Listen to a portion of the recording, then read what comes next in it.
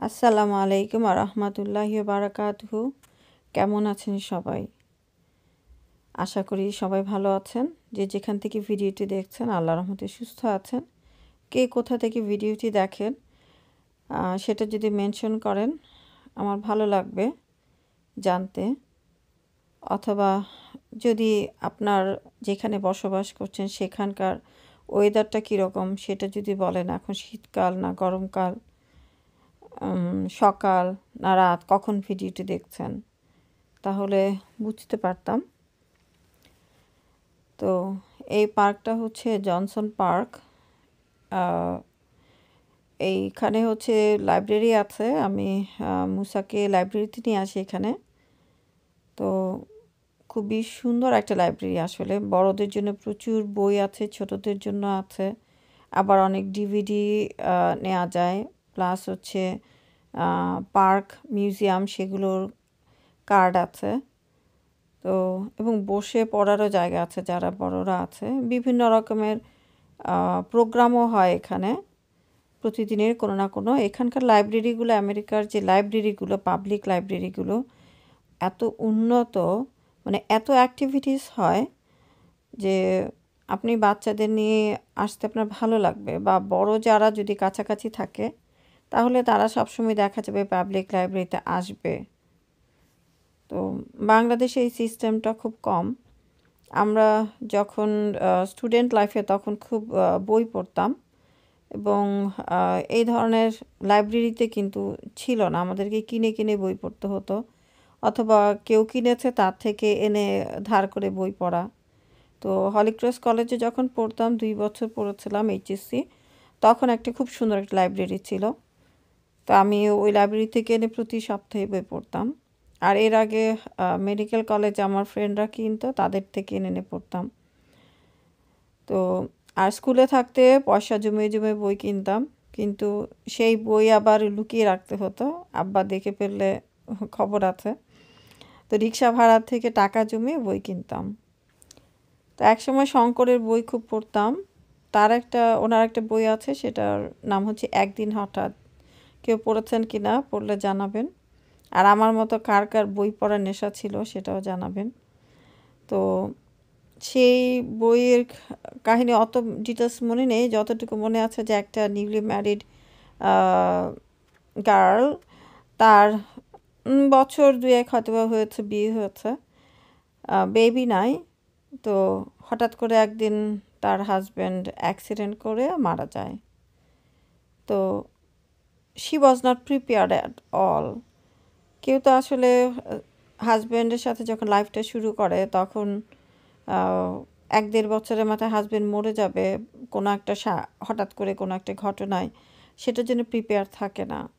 কিছুদিন আগে বাংলাদেশে যেরকম একজন ভদ্রলোক 2 ছোট ছোট বাচ্চা রেখে মারা গেলেন মেট্রো রেলের অ্যাক্সিডেন্টের মাধ্যমে। তো ওনার ওয়াইফ কাঁদছিলেন আর বলছিলেন যে সে সকালে যেতে চায়নি, বা আমি যেতে দিতে চাইনি, এই ধরনের কিছু। তো সে অনেকটা সেরকমই। এই ভদ্রমহিলার তো 2 বাচ্চা আছে, ওই বইয়ে দেখাচ্ছিল যে তার কোনো বেবি নাই। তো সেই রকম আসলে কার জীবনে কখন একদিন হঠাৎ কী ধরনের সিচুয়েশনে সে আমরা পড়ি, বা কী ধরনের সিচুয়েশন ক্রিয়েট হয়, আগে থেকে আমাদের কোনো প্রিপারেশন থাকে না। জীবন হয়তো বা ঠিকঠাক মতো চলছিল, হঠাৎ করে দেখা গেল একদিন বিরাট একটা দুর্ঘটনা ঘটে গেল, বা সুস্থ মানুষ হঠাৎ করে একদিন কেউ অসুস্থ হয়ে গেল। তো যখন জীবনের সব কিছু ঠিকঠাক থাকে তখন আমাদের আসলে মনে থাকে না যে এই ধরনের সাডেন কোনো একটা ব্যাপার আমাদের লাইফে ঘটে যেতে পারে। আমরা অনেকের লাইফ হয়তো বা ফেসবুকে দেখি, সোশ্যাল মিডিয়াতে দেখি, টিভি নিউজে দেখি, অথবা লোকমুখে শুনি যে এরকম একটা ঘটনা ঘটেছে, ওরকম একটা ঘটনা ঘটেছে, কিন্তু নিজেরও যে হতে পারে এই প্রিপারেশনটা আমরা কখনো নেই না, বা এটা চিন্তা করি না আসলে। এখন হতে পারে যেমন হঠাৎ করে একজন দেখা গেল কি হঠাৎ করে অসুস্থ হয়ে গেল, মানে অসুস্থ হওয়ার আগ মুহূর্ত পর্যন্ত তার কিন্তু কখনো মনে হয়নি যে আমি এরকম ভয়ঙ্কর রকমের অসুস্থ হয়ে যেতে পারি। তো আমরা কিন্তু তখন আমাদের হেলথের জন্য কি আমরা কখনো আল্লাহকে থ্যাঙ্কস দিই যে হ্যাঁ আল্লাহ আমি তো সুস্থ আছি, থ্যাংক ইউ। ধরুন আমার হয়তোবা আমার একটা ফ্রেন্ড বা কেউ আমাকে ছোট্ট একটা বার্থডে উইশ করলো, তখন আমরা কিন্তু সাথে সাথে লিখি থ্যাংক ইউ, তাই না? অথবা অপরিচিত কেউ যদি আমাকে, আমি হয়তোবা ফেসবুকে পোস্ট করলাম যে আজকে আমার বার্থডে, তখন সে লিখলো যে হ্যাপি বার্থডে, আমরা আবার রিপ্লাই দিই থ্যাংক ইউ। তো চিনি না জানি না একজনকে আমরা সামান্য উইশের জন্য ধন্যবাদ জানাই, কিন্তু আল্লাহকে কি ধন্যবাদ দিই যে আমার দুটো চোখ আছে, আলহামদুলিল্লাহ সে চোখ দিয়ে আমি দেখতে পাই। অনেকে দেখতে পায় না। আমার দুটো কান আছে, সে কান দিয়ে আমি শুনতে পাই। অনেকে কিন্তু শুনতে পায় না, ডেফ আছে যারা দেখতে পায় না, ব্লাইন্ড, জন্ম থেকে ব্লাইন্ড, জন্ম থেকে ডেফ। আমি যে কথা বলতে পারছি, অনেকে আছে কথা বলতে পারে না, তারা সাইন ল্যাঙ্গুয়েজ ইউজ করে। তারপর ধরুন আলহামদুলিল্লাহ আমাদের দুটো হাত নিয়ে জন্ম হয়েছে, দুটো হাত দিয়ে কাজ করতে পারি। অনেকের আছে দুটো হাতের কবজি, মানে কবজি না, উপরের আর্ম থেকে নিচের হাতটুকু নাই, এইভাবেই তার জন্ম। দুটো পা আছে আলহামদুলিল্লাহ, সেই দুটো পা দিয়ে হাঁটতে পারি, দৌড়াতে পারি। অনেকের আছে সেই দুটো পা নাই, তাদের দুটো হাত এবং পায়ের অর্ধেক থেকে নাই। তো এরকম অনেক বাচ্চা দেখবেন, বয়স্ক মানুষও আছে। তো এই যে এগুলোর জন্য, এই যে আমার শরীরে দুটো হাত আছে, দুটো পা আছে আলহামদুলিল্লাহ, দুটো চোখ আছে, নাক দিয়ে স্মেল নিতে পারি, কথা বলতে পারি, এগুলোর জন্য আমরা কি প্রতিদিন আল্লাহকে থ্যাঙ্কস দিই? আসলে কিন্তু দিই না, কিন্তু দেয়া উচিত তো, তাই না? এগুলোর মধ্যে একটাও যদি কোনো কারণে ঠিকমতো কাজ না করে বা না থাকে, তাহলে অবস্থাটা কেমন দাঁড়াবে? আমার একবার পায়ের একটা আঙ্গুল ফ্র্যাকচার হয়ে গিয়েছিল। সামান্য ছোট একটা আঙ্গুল ফ্র্যাকচার হয়ে যাওয়ার পরে আমাকে ব্যান্ডেজ করে দিল, জুতা, একটা লোহার জুতা পরিয়ে দিয়েছিল শক্ত। এরপরে আরেকটা স্যান্ডেল পরিয়ে দিয়ে বলল যে এটা পরে শুয়ে ঘুমাতে হবে। আমার জীবন থেকে 6টা মাস চলে গিয়েছে, আমি হাঁটতে পারিনি। ক্রাচে ভর দিয়ে কিছুদিন হেঁটেছি, বাইরে গেলে হুইল চেয়ারে করে ঘুরেছি। তারপরে যখন ক্রাচ হাতে পেয়েছিলাম, তখন মনে হচ্ছিল আলহামদুলিল্লাহ অ্যাটলিস্ট ওইটা দিয়ে আমি বাইরে যেতে পারবো। তো ওই পাটা ভালো হতে অনেক সময় লেগেছে, অনেক থেরাপি নিতে হয়েছে। তো এই যে ব্যাপারগুলো, তখন মনে হয়েছিল যে পায়ের কি মূল্য। তার আগে খুবই ম্যাচিং করে ফ্যান্সি শু পরতাম, স্যান্ডেল পরতাম, একটু হিলও পরতাম, অত হাই হিল না। এরপরে ওই সব কিছু বাদ দিয়ে শুধু কমফোর্টেবল শুজ, যেগুলো পরে মানে ভালো মতো হাঁটা যাবে এবং কোনো ব্যথা পাওয়া যাবে না, সেই ধরনের শু এরপর থেকে পরি। ওই হিল কিন্তু একেবারে বাদ। তাহলে আবার হাতে একবার একটা ইনজুরি হয়েছিল, তখন হাতের ইনজুরির জন্য অনেক দিন আমি হাতে কাজ করতে পারতাম না। আমি লেফট হ্যান্ডে তখন কাজ করতাম, লেফট হ্যান্ডে লেখা শুরু করেছিলাম। পরে যখন আমার এটা প্রায় বছর এক পরে আমি আবার হাতে লিখতে শুরু করেছি। তো এই যে যতক্ষণ আমাদের হাত, পা, চোখ, নাক, মুখ কাজ করে, আমরা আল্লাহর কথা আসলে স্মরণ করি কতটুকু আসলে, কিন্তু করা উচিত। থ্যাঙ্কস দেওয়া উচিত আল্লাহকে যে হ্যাঁ আলহামদুলিল্লাহ, আলহামদুলিল্লাহ আমি এগুলো করতে পারছি, আরেকজন পারছে না। তো আবার ধরুন যদি এই যে আমরা যে ভাত খাই, গিলে খাই, তাই না, সোয়ালোয়িং যে একটা রিফ্লেক্স আছে, এই সোয়ালোয়িং রিফ্লেক্সটাও কিন্তু একটা ব্যাপার। এটা আমি সোয়ালো করছি এবং আমার যে ফুডটাকে নিয়ে ইসোফেগাস দিয়ে স্টামাকের মধ্যে নিয়ে যাচ্ছে। এখন কারো আছে সোয়ালোয়িং ডিফিকাল্টি আছে, যেমন খাবারটা খাওয়ার পরে তখন খাবারটা আবার দেখা যাচ্ছে যে একটু বের হয়ে উপরের দিকে চলে আসে। আমি অনেক সময় আছে আমি ওষুধ গিলতে পারি না, আমার ওষুধ গলায় আটকে যায়। এটা নিয়ে আমার হাজব্যান্ড খুবই হাসাহাসি করে। তো এবং এটা কিন্তু একটা সমস্যা। আবার আরেকজন, এই যে আপনি হয়তো ওষুধ খাচ্ছেন, কেউ অনেকগুলো ওষুধ খায়, সেগুলো সুন্দর মতো গিলে ফেলছে, কোনো প্রবলেম না। আমি যদি একটা ট্যাবলেটও খাই, সেই ট্যাবলেটটা আমার গলার মধ্যে আটকে যাবে। তো সেই জন্য আমি ট্যাবলেট গুঁড়া করে খাই আর কি, সেইটা আবার ইয়োগার্টের সাথে নিয়ে কিছু মধু দিয়ে তারপরে মিক্স করে খাই। তো তো চিন্তা করেন আপনি যদি ওষুধ গিলে খেতে পারেন তো এটা একটা বিরাট ব্লেসিং, কিন্তু যেহেতু আমি এটা করতে পারি না, আমি বুঝি যে এটা সাংঘাতিক একটা মানে সমস্যা। অনেকে ধরেন আপনি খাওয়ার পরে যদি শোয়ার পরে দেখা যায় যে খাবারটা গলার মধ্যে চলে আসে একটু, তখন সেটাও কিন্তু সমস্যা। অর্থাৎ শরীরের ভিতরেও অনেক অর্গান, অনেক কিছু আল্লাহ সিস্টেম দিয়ে দিয়েছেন, যেই সিস্টেমগুলো একটার মধ্যে যদি একটুখানি সমস্যা হয় তখনই কিন্তু আমরা বুঝি যে না, আমাদের নর্মাল যে লাইফটা সেই লাইফটার থাকছে না। তো হাসপাতালে যদি কেউ যান কখনো, তাহলে দেখবেন যে কত ধরনের রোগী আছে হসপিটালের মধ্যে, এক একজনের এক এক অসুখ, এবং সেই কেউ একটা কঠিন অসুখ নিয়ে অনেক বছর বেঁচে থাকেন। কারো আছে কোলোস্টমি ব্যাগ লাগানো থাকে। কোলোস্টমি ব্যাগ মানে হচ্ছে যে হয়তোবা সে যে পায়খানার রাস্তাটা দিয়ে তার হচ্ছে পুপিংটা হচ্ছে না আর কি, পায়খানাটা ক্লিয়ার হচ্ছে না, তার রেকটামটা যেটার মধ্যে পায়খানাটা থাকে ওই জিনিসটা ফেলে দিয়েছে কোনো কারণে, হয়তোবা কোনো ক্যান্সার হয়েছিল, তখন বাইরে একটা ব্যাগ ঝুলিয়ে দেয় এবং এই ব্যাগটা নিয়ে তাকে কিন্তু চলতে হয়। তো এটা তার জন্য কতটুকু লজ্জাজনক একটা জিনিস, চিন্তা করুন, এম্বারাসিং ব্যাপার। তো বেঁচে থাকার জন্য তাকে এটা করতে হচ্ছে। তাহলে আমরা যে প্রতিদিন আমাদের শরীরের ভিতরে যে আবর্জনাগুলো জমে সেগুলো বের করে দিতে পারছি, সেটাও কিন্তু একটা বিরাট ব্লেসিং, আলহামদুলিল্লাহ। সেটা যদি না করা যায়, তো আমি যখন ইন্টার্নি করছিলাম তখন একজন পেশেন্ট, হঠাৎ করে একজন মেল পেশেন্ট, তার সে ভর্তি ছিল, তার হচ্ছিল সে প্রস্রাব করতে পারছিল না, আটকে গেছে, ফুলতে ফুলতে একদম তার তলপেট অনেক ফুলে প্রচণ্ড পেইন হচ্ছিল। তো তখন সেটা ক্যাথেটার করে বের করে দিতে হচ্ছে, এবং উনি যে রিলিভড হয়েছিল, ওনার মেয়ে ছিল, ওনার ওয়াইফ ছিল সেখানে।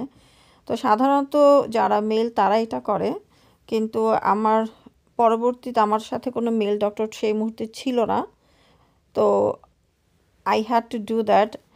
তো এরপর উনি যে রিলিফড হয়েছিলেন, যে শান্তি পেয়েছিলেন যে হ্যাঁ ওনার কষ্টটা নাই। অনেক সময় যে পুরুষের যদি প্রোস্টেটটা বড় হয়ে যায় তখন এই ধরনের প্রবলেম হতে পারে আর কি। তো এই যে আমি বললাম যে আমরা যে প্রতিদিন আমাদের শরীরের ভিতরে যেই প্রোডাক্টগুলো জমা হয়, যেটা হচ্ছে ওয়েস্ট প্রোডাক্ট, সেটা আমরা বের করে দিতে পারছি, এটাও কিন্তু আলহামদুলিল্লাহ যে আমাদের এই জিনিসটা কাজ করছে। কাজ না করলে যে কি ডিফিকাল্ট অবস্থা, সেটা আমি হসপিটালে তো আপনারা যারা যান, ভিজিট করেন, বা নিজেদের যদি আত্মীয় স্বজন থাকে তখন হয়তো বা শোনেন যে এ সমস্যা ও সমস্যা। তো আসলে আল্লাহকে প্রতিদিন আমরা যেহেতু খাবারের পর আমরা সবসময় কী বলি আলহামদুলিল্লাহ, আবার হাঁচি দিলে বলি আলহামদুলিল্লাহ, মানে আলহামদুলিল্লাহ মানে তো আল্লাহকে প্রেস করা। আমরা কিন্তু প্রেস করছি, থ্যাংক ইউ দিচ্ছি, শুকরিয়া আদায় করতে হবে। আসলে যা আমার যতটুকু আছে, আমার শারীরিক যে ক্ষমতা আছে সেটার জন্য শুকরিয়া আদায় করা, যতটুকু যে ভাত খেতে পারছি সেটার জন্য শুকরিয়া আদায় করা, এগুলো আমরা করি না, কিন্তু এগুলো করা উচিত, আমাদের করতে হবে ইনশাল্লাহ। তো আবার ধরুন আমার থেকে অনেক লোকজন আছে যে যারা অনেক হাই স্ট্যাটাসে চলে গিয়েছে, বা যাদের অনেক টাকা পয়সা, গাড়ি বাড়ি অনেক কিছু আছে। আমরা সাধারণত কিন্তু আমার থেকে যাদের বেশি আছে আমরা তাদের দিকে তাকাই এবং আফসোস করি যে আমার এটা নাই, তার এটা আছে। মানে এটা হচ্ছে একটা নর্মাল ব্যাপার যে আমরা আফসোস করতে থাকি, আমাদের চোখটা উপরের দিকে যায়। কিন্তু আসলে আমি যদি নিচের দিকে তাকাই যে কত মানুষ, অনেকে আমি দেখেছি যে রাস্তায় অনেক সকালবেলায় আমি মগবাজার থেকে সলিমুল্লাহ মেডিকেল কলেজে মিটফোর্ড সেখানে যেতাম, আমার ক্লাস থাকতো সকাল 7টায়। তখন যাওয়ার সময় দেখতাম ফুলবাড়িয়ার ওইখানে যেখানে হাইকোর্ট, সেখানে ফুটপাতের পাশে অনেক মানুষ ঘুমিয়ে থাকতো, কারণ তাদের আসলে ঘরের ভিতরে ঘুমানোর জায়গা নাই, আর অনেক গরমের মধ্যে তারা বাইরে ঘুমিয়ে থাকতো ফুটপাতে। এখন কি অবস্থা আমি জানি না, তখন মানে সারি সারি মানুষ, মানে একজন দুইজন না, কিন্তু মানে এটা হচ্ছে তাদের নিয়মিত বিছানা। ফুটপাতের মধ্যে অথবা ২টা রোডের মাঝখানে যে আইল থাকে সেখানে ওরা ঘুমিয়ে থাকতো। এবং একদিন দেখলাম যে একটা মা একটা বাচ্চাকে জড়িয়ে ধরে মায়ের শাড়ির আঁচল দিয়ে বাচ্চাকে ঢেকে উনি ঘুমাচ্ছেন।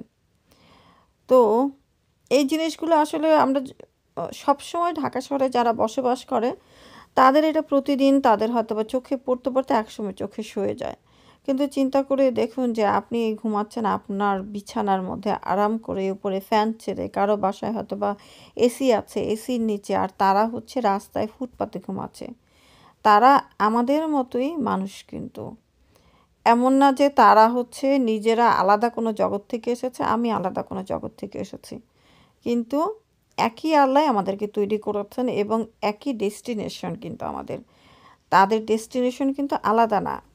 আমি আপনিও জান্নাতের কোনো টিকিট পাইনি এখনও, কনফার্মেশন লেটার, এবং ওরাও মানে জান্নাতের কোনো কনফার্মেশন লেটার পায়নি। তার মানে আমাদের দুজনের পসিবিলিটি আছে জান্নাতে যাওয়ার অথবা না যাওয়ার। তো কারণ আফটার ডেথ তো আর কোনো কিছু থাকবে না, তখন তো এই বাড়ি গাড়ি টাকা পয়সা কোনো কিছুই থাকবে না, তখন সবার সিচুয়েশন একই।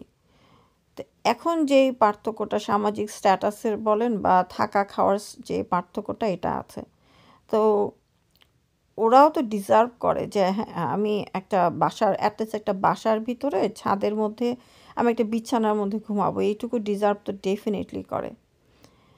তো এই যে আমরা বাসার মধ্যে ঘুমাচ্ছি, বিছানায় ঘুমাচ্ছি, এটার জন্য আমরা কি ভাবি যে আমি আসলে অনেক কিছু পাচ্ছি? আসলেই কিন্তু ভাবি না। আমি তো ভাবিই না, এখন অন্যরা কেউ ভাবে কিনা আমি জানি না। তো তার মানে হচ্ছে অন্য কেউ আমরা কারো যে অনেক সময় দেখাই যে এখন যারা ব্লগিং করে আর কি, অনেকেই তো ব্লগিং করেন বিভিন্ন কান্ট্রিতে। তো সেইটা দেখে সবাই হচ্ছে অনেক সময় শপিং করে সেই শপিংগুলো দেখায় যে আমি এত টাকা শপিং করলাম, এটা কিনলাম, বাড়িগুলো সাজানো বাড়িগুলো দেখায়। তখন মনে হয় যে আল্লাহ কত টাকা কত জিনিসপত্র। অনেকে না গোল্ডের গয়না দেখায় যে আমার এই গোল্ড আছে, কেন দেখাচ্ছেন আপনি? আরেকজনের হয়তো বা একটা মানে ১ ভরি ওজনেরও কিছু নাই, তার কোনো গোল্ডই নাই। তাহলে আপনি যখন আপনার এতগুলো গোল্ড দেখাচ্ছেন সেই মানুষের তো খারাপ লাগে, তাই না? যে তার এইগুলো আছে আমার এইটুকু নাই। এখন স্বাভাবিকভাবেই অন্য একটা কিছু দেখলে আমাদের ভিতরে জেলাসি তৈরি হতে পারে। তো সেই জন্য আমরা যদি খাবার অনেক রিচ ফুড দেখাচ্ছি যে কেউ রোস্ট এইরকম অনেক খাবার দাবার, কিন্তু আরেকজনের যদি ওই ধরনের খাওয়ার সামর্থ্য না থাকে তখন এটা দেখে তার খারাপ লাগবে, তাই না? তো যাই হোক, অন্যের একটা ব্লেসিং দেখে হিংসা করাটাও ঠিক না। তো যেটা বলছিলাম মূল কথা হচ্ছে যে যতটুকু আমার আছে সেটার জন্য শুকরিয়া আদায় করতে হবে আসলে, যে হ্যাঁ আলহামদুলিল্লাহ আমার এটা আছে, এবং এটা নাও থাকতে পারতো। এবং আমাদের দৃষ্টিটা দিতে হবে হচ্ছে যার নাই, আমার থেকে যার কম আছে তাদের দিকে। এখন আমার থেকে যার বেশি আছে তাদের দিকে না তাকিয়ে আমার থেকে যার কম আছে তাদের দিকে আসলে দেখতে হবে। তো এই জন্য সুস্থ থাকলে মাঝে মাঝে অসুস্থ যারা তাদেরকে ভিজিট করতে গেলে বোঝা যায় যে হ্যাঁ আলহামদুলিল্লাহ আমি ভালো আছি। এই জন্য অসুস্থ যারা কেউ থাকলে তাকে ভিজিট করতে যেতে হয়। আবার ধরুন কেউ জেলখানায় আছে, আপনি জেলখানা ভিজিট করতে গেলেন, কেউ আসলে কিন্তু কখনো জেলখানা ভিজিট করতে যায় না। আমি পুরান ঢাকায় মিরপুর থেকে যখন মগবাজারে আসতাম, আমাদের বাসা মগবাজার ছিল, তো সেখানে আসার সময় জেলখানার সামনে দিয়ে আসতে হতো। তো অনেক সময় দেখতাম তখন ওই যে জেলখানার যে প্রিজন ভ্যানগুলো থাকে ওই ভ্যানগুলো ঢুকছে অথবা সেটা বের হচ্ছে, ছোট ছোট জানালা দিয়ে মানুষ তাকিয়ে আছে, ওটা দেখতে পেতাম। তো তখন তেমন কিছু মনে হয়নি আসলে। এখন বুঝি যে মানুষ ওই দিনের পর দিন মানুষ যখন ওইটার ভিতরে থাকে তখন বাইরের মুক্ত বাতাসটা কেমন তারা বোঝে না। তো জেলখানায় আসলে আমাদের যে যারা আছে কারাবন্দী, তাদেরকে যদি কারো সুযোগ হয় যে ভিজিট করে আসবেন, খাবার দিতে চাইলে একটু খাবার দিয়ে আসবেন। কোনো না কোনো অপরাধের জন্য তারা হয়তো ওখানে আছে। তো যাই হোক, আবার আমাদের এখানে একটা নভেম্বরের শেষের দিকে একটা ডে সেলিব্রেশন হয়, যেটাকে বলে থ্যাঙ্কস গিভিং ডে আর কি। তো তখন স্কুল কলেজ সব কিছু বন্ধ থাকে। তো এটা হচ্ছে কি, ওরা গডকে থ্যাংক ইউ জানায় একটা দিন, সবাই মিলে, ফ্যামিলি সবাই মিলে বসে খাওয়া দাওয়ার আয়োজন করে। মূলত হচ্ছে তারা টার্কি রোস্ট করে এবং তার সাথে অন্যান্য কিছু খাবার থাকে, যেমন আলু ভর্তা থাকে, ম্যাশড পটেটো, বিনস, তারপরে হচ্ছে ডিনার রোল, এগুলো থাকে, গ্রেভি মানে ঝোল তৈরি করে, এই জাতীয় খাবার দাবার। আর হচ্ছে ম্যান্ডেটরি হচ্ছে পাম্পকিন পাই থাকে, তো অ্যাপল পাই থাকে। তো পাই হচ্ছে একটা মিষ্টান্ন জাতীয় খাবার আর কি, যেটা আমাদের দেশে যেরকম খাওয়ার পরে ফিরনি খায় সেই রকম আর কি। তো ওরা এরকম পাই খায় আর কি, যে কোনো জিনিস দিয়ে পাইটা মেক করা যায়, মিষ্টি জাতীয় খাবার। এবং ফ্যামিলির সবাই একসাথে হয়, সরকারি ছুটি থাকে। তো আমরা তো আসলে যেহেতু মুসলিম, আমরা তো ওইভাবে একদিন গদ বাঁধা আল্লাহকে ধন্যবাদ দিতে হবে এই ধরনের বিশ্বাসে আমরা বিশ্বাস করি না। ওরা ওই ডিনারটা, থ্যাঙ্কস গিভিং ডিনার বলে, ওই ডিনারের আগে তারা বসে স্রষ্টাকে ধন্যবাদ জানায়। তো এটা তাদের একটা রিচুয়াল, তারা মানে কালচারাল ইভেন্ট বলতে পারেন, বা সবসময় ওদের জন্য এটা একটা বিগ একটা ইভেন্ট, কিন্তু বাৎসরিক একটা ইভেন্ট।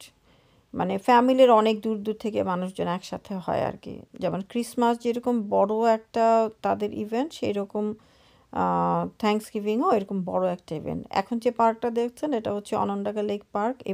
এই লেকটার নাম হচ্ছে অনন্দাগা লেক। তো এখানে অনেকে সূর্যাস্ত দেখার জন্য আসে। তা আমরা আসলে পরপর 2 দিন গিয়েছিলাম। তো আপনারা হয়তো বা আমার আগের একটা ভিডিওতে দেখেছেন। তো এইখানে এই পার্কটাতে অনেকগুলো গাছ আছে। একদিন যখন গিয়েছে তখন প্রায় মানে সূর্য ডুবে যাচ্ছিল, তো আরেক দিনের পরে গেলাম আবার। তো হাঁটতে ভালোই লাগছিল, অনেক লোকজন হাঁটে আর কি। তা আমার একা এইসব পার্কগুলোতে আসা হয় না। তো আমার হাজব্যান্ড অফিস থেকে আসতে আসতে 5টা বেজে যায়। 5টার পরেও আমি এখানে আসতে প্রায় 20-25 মিনিট লাগে। এরপরে দেখা যায় সূর্য প্রায় ডুবে যায় এই অবস্থা। তো এই 10 মিনিট হয়তো বা, তারপরে আবার ব্যাক করো। সামারে এখানে হয় কিছু মানে প্রচুর লোকজন আসে, আরও লোক আর সামারে আসে আর কি। বাচ্চাদের খেলার জায়গা আছে, বাচ্চারা খেলে। আবার একটা মেরিনা আছে। মেরিনা মানে হচ্ছে যেখান থেকে বোট ছাড়ে আর কি, মানে ছোট ছোট নৌকাগুলো, বোটগুলো নিয়ে ওরা ঘুরে। তো সেটা হচ্ছে মেরিনা আর কি। তো যাই হোক, এগুলো শহরের ভিতরেই বিরাট একটা পার্ক, একটা লেকটাকে ঘিরে আর কি। 3.5 মাইলের রাস্তা আছে লেকটার চারিদিকে। কেউ যদি বাইকিং করতে চায় বাইকিং করতে পারে, কেউ দৌড়াতে চাইলে কেউ দৌড়ায়, অথবা কেউ ডগ নিয়ে আসে। আবার ডিসেম্বর মাসে দেখা যায় যে এখানে লাইটিংয়ের ব্যবস্থা করে তখন আরেকটা মানে আপনি ড্রাইভ করে করে যেতে পারবেন, এবং অনেক কিছু লাইট দিয়ে মেক করে আর কি। তো ইলুমিনেশন করে, তো ওটা দেখা যায়। ওটা আমরা ডিসেম্বরে আসি, প্রতি বছরই আসা হয় আর কি। তো এগুলো সবই হচ্ছে ওই লাইব্রেরির আশেপাশে, সেই জন্য লাইব্রেরিতে আসলে দেখা যায় যে আমরা এই পার্কগুলোতে স্টপ বাই করি আর কি। তা যেহেতু অনেক জায়গা মুসা দৌড়াদৌড়ি করে, তো সেটা আমার ভালো লাগে। তো এই থ্যাঙ্কস গিভিংটা আসলে আমি কখনো সেলিব্রেট করি না, এবং যারা অনেকেই করে আসলে। তো যারা করেন তারা চিন্তা করে দেখবেন যে আসলে আমাদের মুসলিমদের জন্য এটা করা উচিত কিনা। আমরা তো আসলে একটা দিন কখনো সিলেক্ট করি না আল্লাহকে থ্যাঙ্কস জানানোর জন্য। আমরা প্রতি মোমেন্টে, ভালো হোক মন্দ হোক, সব কিছুর জন্য আমরা আল্লাহকে ধন্যবাদ জানাই, তাই না? আমরা বলি আলহামদুলিল্লাহ।